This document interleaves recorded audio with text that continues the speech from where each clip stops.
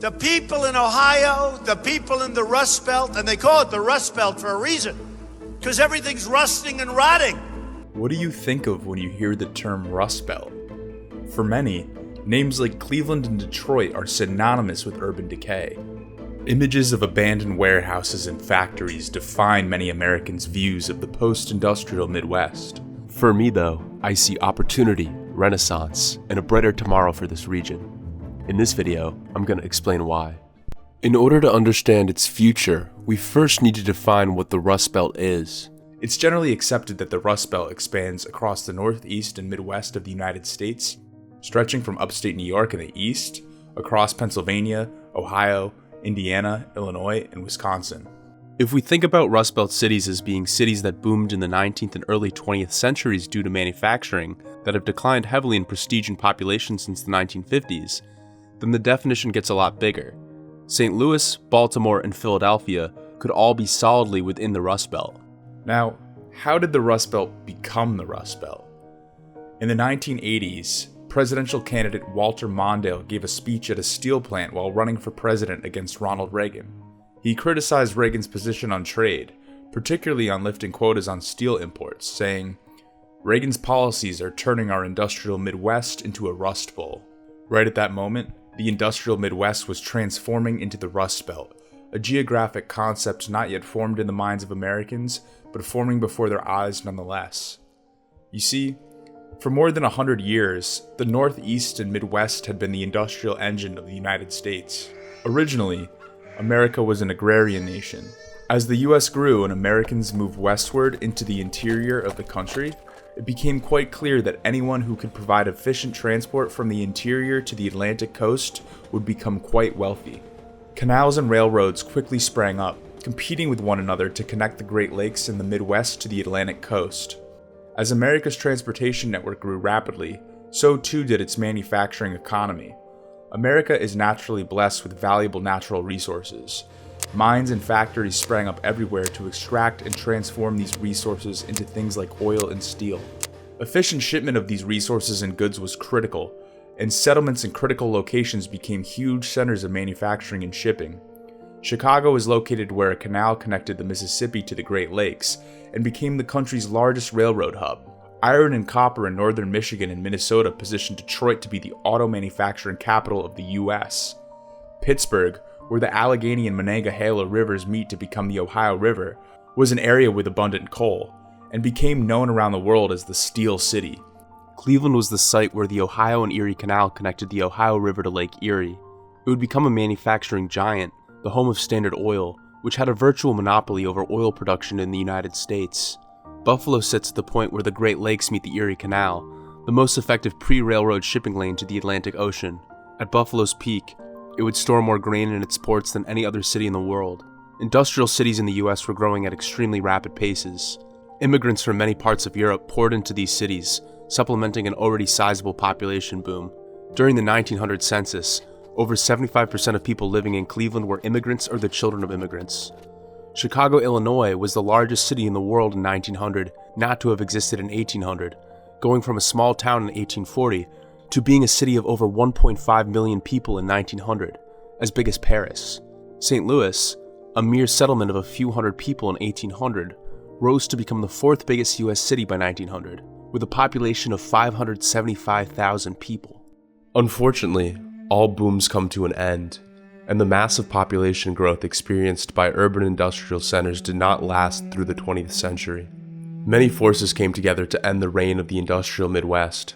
Suburbanization played a major role. Cities cannibalized themselves by subsidizing ambitious highway projects, enabling people to live outside the urban core they relied on for income and to not pay taxes to the municipality they lived near.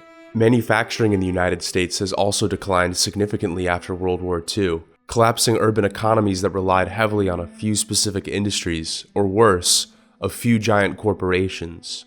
Shipping on the Great Lakes also deteriorated heavily with the advent of trucking and the incentives given for shipping by rail. Buffalo's shipping industry was served a death blow when the St. Lawrence Seaway in Canada opened up, making the Erie Canal obsolete as goods began to ship through the St. Lawrence River. Whatever the reasons for decline, it's hard to over-exaggerate the extent to which it damaged the economies of manufacturing-heavy cities. Rust Belt cities have experienced staggering population losses. Detroit was a city of over 1.5 million people in the 1950s. Today it's a city of just 640,000. In 1950, Cleveland had over 900,000 people, Pittsburgh almost 700,000. Today, Cleveland's population is 370,000, and Pittsburgh is at just under 300,000. One famous incident that is characteristic of Rust Belt decline was the closing of Youngstown Sheet and Tube on September 16, 1977, when over 500,000 workers were laid off in a single day. The already suffering Youngstown economy was devastated. Youngstown was once a city with almost 170,000 people, and today it has just 60,000. As bad as things might look for the Rust Belt, we are absolutely turning a corner. America is undergoing an urban renaissance. It's clear that cities that reached rock bottom in the second half of the 20th century are making a comeback. Suburbanization is no longer in vogue. Put simply, people want to live in cities. Rust Belt cities have lost a lot of people, but that trend is reversing. Buffalo actually gained 6.5% of its population back, and other cities have stopped losing nearly as many people as they had been in the decades prior. And it's not like the metro areas of these cities have declined substantially since the 50s. Metro Detroit has grown by 34% since 1950, and the Milwaukee metro area has grown by 57%. Suburbanization has a big role to play with the losses that Rust Belt cities have faced. In Buffalo, the footprint of development has gotten 300% bigger, but the population has remained the same. Re-urbanization is much more important than reindustrialization for cities like Buffalo. If people return to the cities from the suburbs, that will make a huge difference. Another thing working in Rust Belt cities' favor is that the cost of living throughout the United States' major cities is extraordinarily high. There are excellent opportunities to build more affordable housing in older US cities with lower prices. Population growth is critical for the revival of Rust Belt cities, and their affordability will play a large role. Rust Belt cities are also older than Sun Belt cities, and are therefore generally more walkable. They have good bones, and it will be very easy to fill these cities with more mixed-use, walkable neighborhoods in the future. Rust Belt cities are also a lot more livable now than they were during the peak of the industrial age. The pollution and general dinginess of industrial cities in the late 19th and early 20th centuries were abysmal. Take Pittsburgh, for example. One traveler said of Pittsburgh in the 1880s, "In truth, Pittsburgh is a smoky, dismal city at her best. At her worst, nothing darker, dingier, or more dispiriting can be imagined." Herbert Spencer, a British philosopher, put it more bluntly. 6 months' residence in Pittsburgh would justify suicide. Soot and slag covered every surface in downtown Pittsburgh, and sewage and waste polluted waterways. Fast forward to the present, and it's easy to see that quality of life in the city has improved immensely. The waterfront of post-industrial Rust Belt cities is also able to be used for recreational purposes, something that wasn't possible before. During the height of industrialization, the waterfront would be reserved for heavy industry and inhospitable to urban explorers. Today, cities across the Rust Belt are revitalizing their waterfronts and turning them into strong points within the city. In many ways, today is a much better time to live in Rust Belt cities than their industrial peak. As a tourist, Rust Belt cities provide a unique experience. If a downtown is thronged with people, you lose out on having a lot of space to yourself. Definitely a downside. Older Rust Belt cities have more historic skylines, older buildings get to shine, whereas in cities with late 20th century booms, you get much less interesting arrangement of architecture. It's just way cheaper to vacation in one of these cities, and the urban exploration is amazing. And that brings me to my next point. Fundamentally, Rust Belt cities are undervalued. In City Nerd's video on the most undervalued cities in the US, 5 of the 10 cities he lists are solidly within the Rust Belt, and you could make a strong case for 8 of the 10. Now, there's this idea that Rust Belt cities are doomed because Americans don't want to live in cold areas anymore. The invention of air conditioning, which was invented in Buffalo, funnily enough, is supposed to have been detrimental to the Rust Belt. I think looking at counterexamples is useful here.